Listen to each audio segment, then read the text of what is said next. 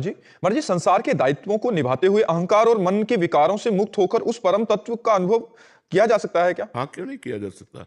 क्या राजा जनक अपने राजपाट का दायित्व नहीं निर्वाह कर रहे क्या? क्या महाराज अम्बरीश जी अपने राजपाट का अनुभव नहीं कर रहे क्या? पूरा व्यवहार कर रहे हैं, पूरा सब। क्या महाराज दशरथ जी अपने राजपाट का अनुभव नहीं करेगा? ब्रह्म उनके घर में बालक बन के खेल रहा है, इससे बढ़कर और कौन भगत हो सकता है? तो हम देखते हैं कि जितने बड़े बड़े संत महात्मा प्रकट हुए वो सब गृहस्थों के हाथ प्रकट हुए, और बड़े बड़े संत महात्माओं का उदर पोषण गृहस्थों से ही तो होता है। हमारे वस्त्र, हमारा भोजन, हमारी व्यवस्था गृहस्थों से ही तो चलती है। तो गृहस्थ में कोई छोटा मोटा आश्रम आप समझते हो? गृहस्थ बहुत बड़ा आश्रम है।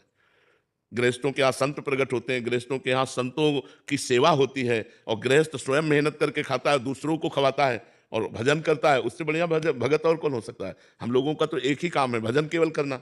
लेकिन हमारी आवश्यकताओं की पूर्ति तो गृहस्थ से होती है। गृहस्थ अपनी आवश्यकताओं की पूर्ति खुद करता है, दूसरों की आवश्यकताओं की पूर्ति करता है और भजन करता है, इसलिए वो बड़ा है।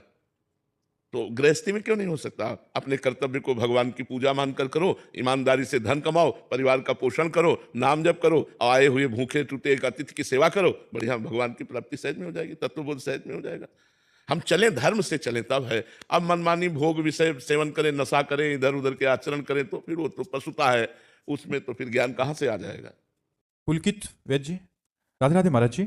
महाराज जी, आप कह रहे हैं कि आप विदेश में रहते हैं, वहां विदेश में भोग विलास अधिक है, प्रयास के बावजूद भी मन विचलित हो जाता है, ऐसे में नाम जप की निरंतरता कैसे बढ़े? देखो, भोग विलास तो लंका में भी बहुत था, लेकिन विभीषण जी ने भक्ति की कि नहीं की?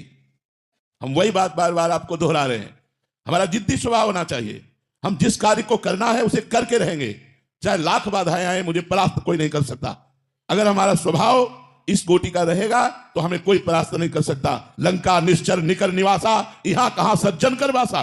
जहां एक भी सज्जन पुरुष नहीं, घोर राक्षसी प्रवृत्ति का तांडव हो रहा है, वहां विभीषण जी ने वो भक्ति की कि भगवान कह रहे तुम सारी के संत प्रिय मोरे, धरो देह नहीं आन निहोरे। तुम्हारे जैसे संतों के लिए मैं अवतार धारण करता हूं। जब लंका जैसे क्षेत्र में भक्ति का विस्तार विभीषण जी ने अपने हृदय में कर लिया, तो हम चाहे अमेरिका में हो, चाहे हॉलैंड में हो, चाहे इंग्लैंड में, कहीं भी हो, जब हम नहीं बदलने वाले तो हमें कोई नहीं बदल सकता। हम मांस नहीं खाना चाहते, कोई नहीं खवा सकता। हम मदिरा नहीं पीना चाहते, कोई नहीं पिला सकता। हम व्यभिचार नहीं करना चाहते, कोई नहीं करा। अगर हम भजन ना करना चाहें तो वृंदावन में भी भजन नहीं होगा, और भजन करना चाहे तो अमेरिका में, इंग्लैंड में, हॉलैंड में, जहां भी हो तुम, सब जगह भजन कर सकते हो, क्योंकि आपको भजन करना है। हम एक ही मेज में बैठे हैं, दूसरा कुछ खा रहा है, हमें जो पसंद है वो हम पा रहे हैं। राधा राधा राधा, उसका प्रभाव हमारे ऊपर थोड़ी पड़ जाएगा। एक ही ऑफिस में काम कर रहे हैं, दूसरा अपनी चाल चल रहा है, हम अपनी चाल चल रहे हैं, क्या फर्क पड़ता है? इसलिए ये बात रख कर कि हम विदेश में विषय बाहुल्यता होने के कारण भजन में हम गति नहीं कर पा रहे, ऐसी बात गलत है। तो हमें चाहिए कि किसी भी देश या किसी स्थान प्रधानता से हमारी भक्ति नहीं, हमारे उद्देश्य से हमारी भक्ति बढ़े। हम जहां भी हों अपनी भक्ति को अपने हृदय में बसाएं। हम वहां के व्यवहार को, वहां के आचरणों को अपने हृदय में ना ले दें, तो हम कहीं भी रहे, हम भगवान के बनकर के खूब अच्छी तरह भगवान की भक्ति कर सकते हैं। और अगर हम भक्ति ना करें तो वृंदावन में रहकर भी भक्ति नहीं कर सकते। मैं आपसे कह रहा हूं, वृंदावन भगवान का धाम है, यहां भी रह करके वो सब कुछ हो सकता है जो बाहर हो रहा है। और अगर भक्ति करना चाहो तो बाहर में भी कर सकते हो, वो सब कुछ कर सकते हो जो वृंदावन में भक्त जन कर रहे हैं, वही आप कर सकते हो। युगल सरकार विराजमान करके उनको मंगला, उनको राजभोग, उनकी आरती, उनकी चरण सेवा, उनके पद सुनाना, नाम जप करना, भगवान के भक्तों के चरित्र पढ़ना, क्या नहीं कर सकते हो? तो इसलिए हमें ये भी बात पसंद नहीं कि हम किसी देश का हवाला दे करके अपने जीवन को व्यर्थ जाने दें।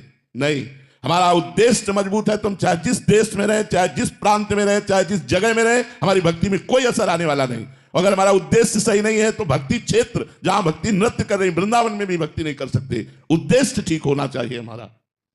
सोमनाथ सिंह जी, छत्तीसगढ़ से, राधे राधे महाराज जी। महाराज जी, जब हम भक्ति के मार्ग पर कदम रखते हैं तो अंदर धीरे धीरे अहंकार का भाव आ रहा है महाराज जी, ऐसे में? हाँ, इसमें विचार करना चाहिए कि हमारे ऊपर भगवान की कृपा हुई है, तब हम भक्ति मार्ग में कदम रखा है। अतिशय कृपा राम की हुई, पाव देह या मार्ग सोई। तो फिर अहंकार क्यों? आप थोड़ी कर रहे हैं। भगवान आपके ऊपर कृपा करके आपको भक्ति का मार्ग दिया, भक्ति करने की शक्ति दी, भगवान का नाम कृपा करके आपकी जिह्वा पर चल रहा है, तो अहंकार क्यों? अविवेक के कारण अहंकार बढ़ता है, नहीं तो विवेक धारण करो तो अहंकार किस बात का? हम क्या कर सकते हैं? हमें जो पावर है वो भगवान का दिया हुआ है, तो हम व्यर्थ में अहंकार क्यों करें?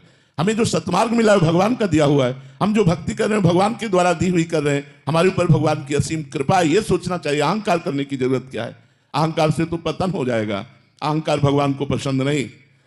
अहंकार अज्ञान के कारण हो रहा है, उसको हटाइए। भगवान की कृपा है, आपके द्वारा जो भक्ति हो रही है। हाँ बिल्कुल, अगर अहंकार रखेंगे तो जो हो रही है वो भी छूटती चली जाएगी और काम क्रोध आदि आपके ऊपर हावी हो जाएंगे और गिर पड़ोगे। जिसने जिसने अहंकार किया उसे मुंह की खानी पड़ी। अहंकार का त्याग करो, अहंकार ठीक नहीं है। सगुन जी, महाराज जी, हम बोलते हैं कि श्री जी की इच्छा है, श्री जी की कृपा है, लेकिन कहीं ना कहीं हमारे मन की इच्छा होती है, हम अपनी मन की इच्छा पूरी बोलते रहो, ठीक हो जाओगे। बोलते रहो, ठीक हो जाओगे। हम अपनी इच्छा को दबा के श्री जी की इच्छा बोलते रहे धर्म में। श्री जी की इच्छा कभी पाप में नहीं, धर्म में। तो हमारी जो अंदर की इच्छाएं वो धीरे धीरे समर्पित होती जाएगी। हम पहले वाणी से तो बोलते रहे श्री जी की बड़ी कृपा है, श्री जी की बड़ी कृपा है, श्री जी की आज इच्छा से ये वृंदावन आना हुआ, श्री जी की इच्छा से परिक्रमा लग गई, श्री जी की इच्छा से आज सत्संग में हम बैठे हैं, श्री जी की इच्छा। अगर हम ऐसे बोलते रहे तो वही बात हमारे अंदर चली जाएगी और अंदर का जितना अहंकार मल है जो कि मैं करता हूं वो धुल जाएगा। आप वाणी से ऐसे कहते रहिए, चिंता मत कीजिए, ये वाणी की बात ही अंदर जाकर आपको पवित्र कर देगी। डॉक्टर कविता जी, राधे राधे महाराज जी। महाराज जी, जीवन का सत्य क्या है? भगवान को देख लेना, एक बार भर नेत्र भगवान को देख लेना, ये सत्य है। भगवान को देख लेना। जो लोग कहते हैं मृत्यु सत्य है, वो खुद जानते ही नहीं मृत्यु तो असत्य है। किसकी मृत्यु होती है? आत्मा अजर अविनाशी है, पंचभूत में मिल गए, कोई नहीं मरा। मरा कौन? कोई नहीं मरा। बोले मृत्यु सत्य है, मृत्यु कहां से सत्य है? किसकी मृत्यु सत्य है? आत्मा तो अविनाशी अजर अमर है, उसे कभी मरना नहीं होता। और पंचभूतों में मिल गए तो मृत्यु किसकी हुई? किसी की नहीं। तो सत्य क्या है? भगवान, भगवान का भजन। उमा कहाऊं मैं अनुभव अपना, सत हरि भजन जगत सब सपना। सत्य है भगवान। अगर भगवान का भजन हो रहा है तो आपका सत्य में जीवन जा रहा है। अगर भगवान से विमुख हो तो भोग में जीवन, नरक में जीवन है, मृत जीवन है, मृत जीवन। जिन हरि भगति हृदय नहीं आनी, जीवित सब समान ते प्राणी। वो मुर्दे के समान जिंदा माना जाता है जिसके हृदय में भगवान का स्मरण नहीं चलता, भगवान नाम जप नहीं हो रहा, व्यर्थ जीवन है। मरोगे तो क्या लाद के ले जाओगे? बिल्डिंग, बैंक बैलेंस, परिवार, रिश्तेदार, नातेदार, तुम्हारा शरीर भी यहीं भस्म हो जाएगा। 4 दिन की चांदनी देखो, 40 वर्ष व्यतीत हो गए, 50 वर्ष व्यतीत हो गए, पता नहीं चला। अब पता नहीं कितनी श्वासें हैं, उनमें भी कौन सा रोग आने वाला है। कैंसर आ जाए, क्या आ जाए, क्या परेशानी आ जाए, और उस समय भगवान का भजन कर पाएंगे क्या? अभ्यास नहीं किया स्वस्थ में रहकर भजन करने का तो अस्वस्थ अवस्था में फिर भजन नहीं होता। इसलिए यावत स्वस्थ में दम कलेवरम यावत च दूरे जरा। जब तक तुम्हारा शरीर स्वस्थ है, बुढ़ापा दूर है, भजन करके भगवान की प्राप्ति कर लो। नहीं तो फिर अगर इस जन्म को व्यर्थ में नष्ट कर दिया तो अगला जन्म पता नहीं, नाली का कीड़ा बने, भूत बने, प्रेत बने, क्या बने, कुछ भरोसा नहीं हमारे कर्मों का। जब इतना बड़ा महात्मा एक हिरन के चिंतन में अगला जन्म हिरन का पा सकता है तो हम लोग सुअर कुत्ता बन जाए तो कौन सी बड़ी बात है। इसलिए होश में निरंतर भगवान का स्मरण करते हुए ये बात समझ लो कि हर श्वास, हर मिनट, हर घंटा, हर प्रहर, हर दिन, हर मास, हर वर्ष वही सत्य है जिसमें भजन किया गया, भगवान से चित्त को जोड़ा गया। और अगर भजन नहीं किया गया तो हर श्वास व्यर्थ जा रही है, हमारा समय व्यर्थ जा रहा है। इसलिए सत्य है भगवान और भगवान